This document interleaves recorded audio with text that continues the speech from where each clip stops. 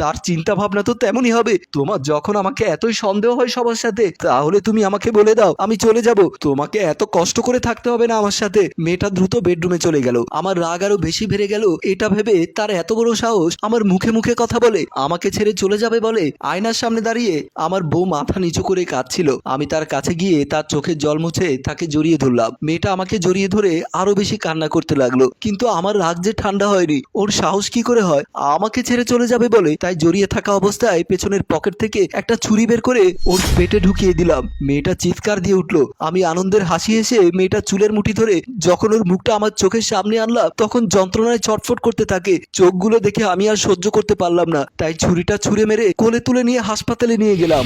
এতক্ষণ ধরে এত সব ভাবনার পর আমার চোখ দিয়ে জল বেরিয়ে গিয়েছিল। সেটা মুছে দাঁড়িয়ে ভাবছি, আমার নিজের রাগের কারণে আজকে আমি আমার স্ত্রীকে হারালাম। আমি আমার জীবনের চেয়েও তাকে ভালোবাসতাম। কিন্তু তখনই কলে